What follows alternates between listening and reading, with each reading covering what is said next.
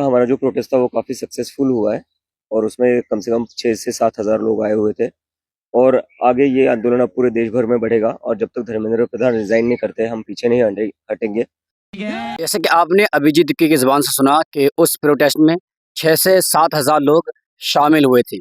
ये वही लोग थे, ये वही बच्चे थे जो इस वक्त सरकार से परेशान हैं। नीट का पेपर लीक हो गया, सीबीएसई का मार्कशीट इसका मार्कशीट उसके मत्थे पड़ गया, 5 बच्चों ने सुसाइड कर लिया। कल आप सब ने जो जंतर मंतर पे प्रोटेस्ट हुआ उसमें ये हाईलाइट तो देखा ही होगा, ये सब नफरती लोग कैसे वहाँ पे धर्म की लड़ाई लड़ रहे थे, जबकि ये लड़ाई तो बच्चों के लिए थी। सही बात। जब रिद्धिमा शर्मा उस प्रोटेस्ट में शामिल हुई तो उन्होंने जो बच्चे वहाँ पर धरना प्रदर्शन कर रहे थे उनके बारे में अनाप शनाप बोला, और जब उनके ऊपर जैनजी भड़कने लगे तो वो हर बार में मुसलमानों का नाम लेने लगी, उमर खालिद का नाम लेने लगी और तरह तरह की वो नफरतें वहाँ पर फैलाने लगी। धर्मेंद्र प्रधान की जिम्मेदारी नहीं थी नीट का पेपर जो लीक हुआ? बिल्कुल थी। क्या उन्हें सामने आकर माफी नहीं मांगनी चाहिए देश? बिल्कुल मांगनी चाहिए। क्या सरकार जो है, सरकार के जो मुखिया हैं, हमारे प्रधानमंत्री जी हैं, क्या उन्हें भी देश से माफी नहीं मांगनी चाहिए कि उनकी लीडरशिप में पेपर लीक हुआ? उस धरना प्रदर्शन को जो न्यूज़ एंकर वहाँ पर शामिल थे और उसे शूट कर रहे थे आवाम को दिखाने के लिए कि आखिरकार जंतर मंतर पर क्या हो रहा था, और जब रिद्धिमा शर्मा को उन्होंने अपने हर सवाल में घेरने लगे और उन्हें फंसाने लगे और उनके ज़बान से ही सरकार के बारे में कुछ कहलाने लगे, तो फिर रिद्धिमा शर्मा के ज़बान पर ताला लग गया। उन्होंने कहा कि जिस तरीके से पेपर लीक हुए तो उसमें क्या रिद्धिमा शर्मा आप बताएं कि जो केंद्रीय शिक्षा मंत्री है धर्मेंद्र प्रधान, उनका इसमें कोई जिम्मेदारी नहीं है।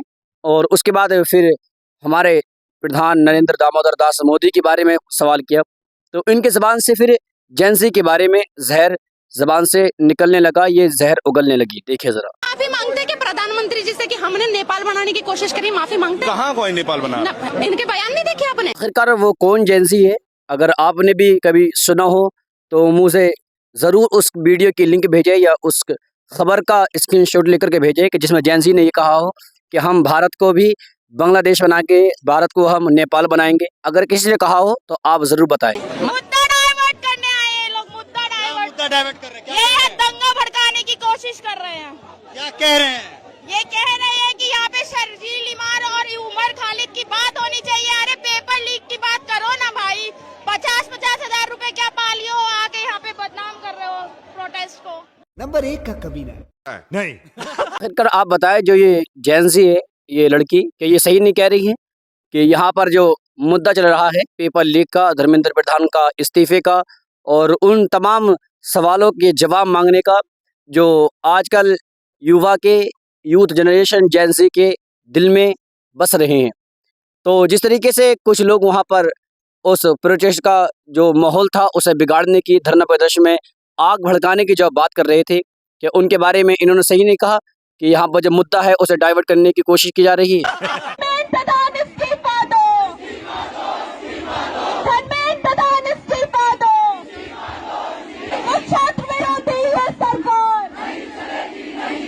तो लेने के देने पड़ गए। इस लड़की ने जो बात कही है वो कहीं हद तक बिल्कुल सही है, क्योंकि जो मुद्दा है उसी मुद्दे पर रहना चाहिए। और जिस तरीके से इस लड़की ने नाराबाजी की कि धर्मेंद्र प्रधान इस्तीफा दो, इस्तीफा दो, कि जेएनसी के दुश्मनों की सरकार नहीं चलेगी, नहीं चलेगी। और उसी के पास जो बेहतरीन टीचर हैं सोनम वांगचुक, जो इस वक्त हिंदुस्तान का एक बेहतरीन चेहरा है, वो भी शामिल हैं और उनके हाथ में आप रोज़ देख रहे हैं, यानी कि गुलाब का वो फूल देख रहे हैं, जिससे वो साबित करना चाहते हैं कि आप नफ़रत फैलाना चाहते हैं, नफ़रत फैलाएं। लेकिन हम तो यहाँ पर मोहब्बत का पैगाम देने के लिए आए हैं और यूथ जनरेशन के जो सवाल हैं वो आपसे उन सवालों का जवाब मांगने के लिए आए हैं। आजादी, आजादी किससे आजादी चाहिए भाई? हमें कोई आजादी नहीं चाहिए। आरएसएस सुन ले आजादी, तो मनुवाद से आजादी।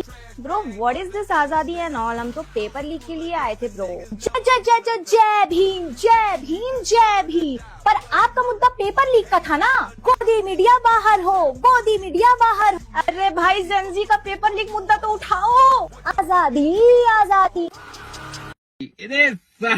बात देखी जाए और अगर धरना प्रदर्शन जिस मुद्दे पर हुआ था और जिसका ऐलान हुआ था कि वहाँ पर हम पेपर लीक के बारे में सवाल करेंगे और जो केंद्रीय शिक्षा मंत्री है धर्मेंद्र प्रधान, उनसे उनका जवाब मांगेंगे, लेकिन जिस लड़की ने जो बातें बताई वो हकीकत है कि वहाँ पर गोदी मीडिया बाहर हो, गोदी मीडिया बाहर हो, ये भी नारे लग रहे थे और उसी के साथ-साथ जय भीम के भी नारे लग रहे थे और आरएसएस मुर्दाबाद के भी नारे लग रहे थे। काफ़ी सारे नारे लग रहे थे, लेकिन उसी के बीच अगर कहीं पर देखा जाए तो वहाँ पर जो गोदी मीडिया मुर्दाबाद के नारे लग रहे थे या गोदी मीडिया बाहर निकलो के नारे लग रहे थे, वो सही लग रहे थे, क्योंकि वहाँ पर जो गोदी मीडिया पहुंची थी वो धरना प्रदर्शन को खराब करने के लिए पहुंची थी, क्योंकि उन्होंने वहाँ पर जो मुस्लिम जेंसी थे उन्हें घेरा और उनसे सवाल करने लगे, यानी कि उनसे सरकार के विरोध में कुछ जवाब चाह रहे थे कि ये सरकार के विरोध में बोल जाए। और जिस तरीके से आरएसएस के बारे में कहा जा रहा है, तो आरएसएस के बारे में वहाँ पर कुछ ऐसे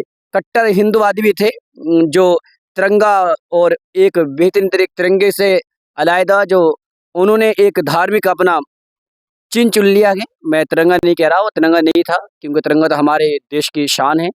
और जिस तरीके से उन्होंने एक इस्तीफा लेंगे, ले लिया अभिजीत दीप के भाई, इस्तीफा मिल गया। इस्तीफा क्या कुछ नहीं होने वाला है भाई आपसे। जिस देश का जनता खुद कहता है पेट्रोल 2000 ही क्यों नहीं हो जाए, फिर भी आएगा तो फलाना ही। पार्टी भक्ति में लीन है भाई, देश को सिस्टम को उससे मतलब कुछ है ही नहीं। तुम्हें क्या लगता है उस देश में तुम न्याय दिला पाओगे, सिस्टम से लड़ पाओगे? कदापि नहीं। आइए देखते हैं, मजा आएगा। नीट का पेपर लीक हो गया, सीबीएसई का मार्कशीट इसका मार्कशीट उसके मत्थे पड़ गया, 5 बच्चों ने सुसाइड कर लिया। कल आप सब ने जो जंतर मंतर पे प्रोटेस्ट हुआ उसमें ये हाईलाइट तो देखा ही होगा, ये सब नफरती लोग कैसे वहां पे धर्म की लड़ाई लड़ रहे थे, जबकि ये लड़ाई तो बच्चों के लिए थी। पर इससे भी बढ़िया एक चीज दिखाती हूँ।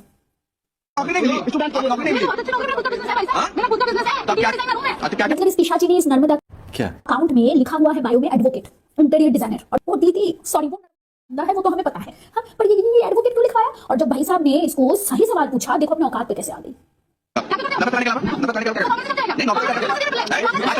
औकात यही है, तू तड़क। और यही भी इनका खत्म नहीं हुआ, जब चारों तरफ से फंस गई, जब निकलने का रास्ता नहीं मिला, जब पता चला कि यहाँ पे दाल गलेगी नहीं, यहाँ पे सारे पढ़े लिखे लोग आए हैं, तो इनका दूसरा विक्टिम कार्ड देखो। लेकिन एक सेकंड